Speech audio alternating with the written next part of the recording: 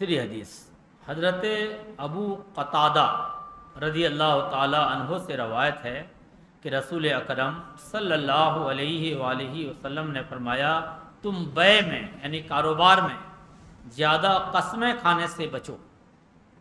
تم کاروبار میں زیادہ قسمیں کھانے سے بچو، کیونکہ قسم مال بیچنے میں تو مدد کرے گی لیکن آخر کار برکت ختم کر دے گی. برکت ختم کر دے گی. دیکھیے اسلام میں قسم کی بڑی اہمیت ہے. پہلے یہ سمجھیے کہ قسم کیا چیز ہے. قسم در حقیقت اللہ عز و جل کی عزت کا واسطہ ہے.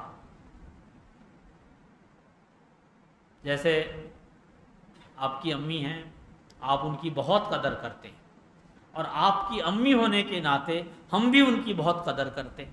ہمارا آپ کا کبھی کوئی معاملہ ہوا، آپ ہماری بات کا یقین نہیں کر رہے ہو، ہم نے کہا کہ آپ کی امی کی عزت کی قسم، تو آپ مان جاؤ گے کہ یہ بندہ میری امی کی عزت کا نام لے رہا ہے، اور یہ بندہ میری امی کو کتنا چاہتا ہے وہ آپ جانتے ہو.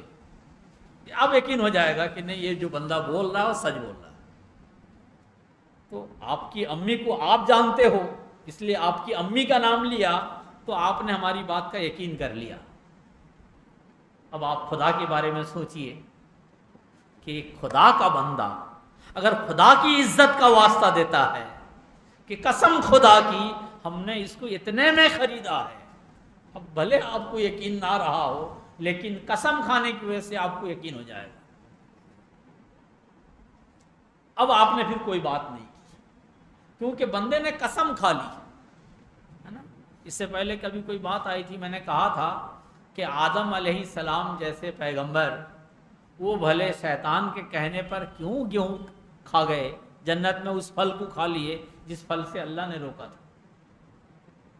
تو ہے قرآن پاک میں ہے وہ اس لیے کھا لیے کہ شیطان نے اللہ کی عزت کی قسم کھایا تھا، اس لیے آدم علیہ السلام.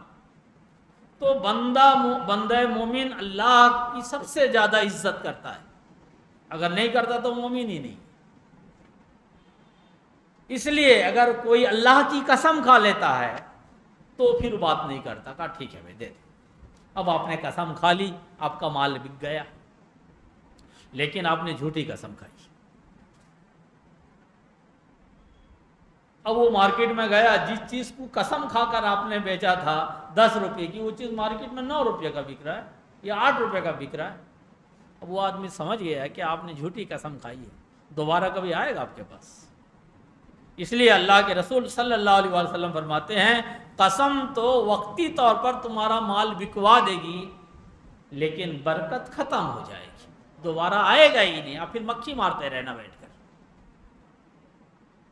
اس لیے بہت زیادہ قسم کھانے سے بچنا چاہیے ہر معاملے میں. بلکہ جو آدمی بات بات پر قسم کھاتا ہے نا، آپ سمجھ لو جھوٹا آدمی. آپ اپنی پہچان بنائیے، آپ اپنی قد بڑھائیے، آپ ایسا رہیے، ایسا معاملہ کیجئے کہ لوگ کہنے لگیں کہ وہ آدمی ایماندار آدمی ہے، وہ آدمی سچا آدمی ہے، دیانتدار آدمی ہے. پھر آپ جب بات کریں تو آپ سے وہ ثبوت نہ مانگے کہ صاحب آپ کیسی بات کر رہے ہیں.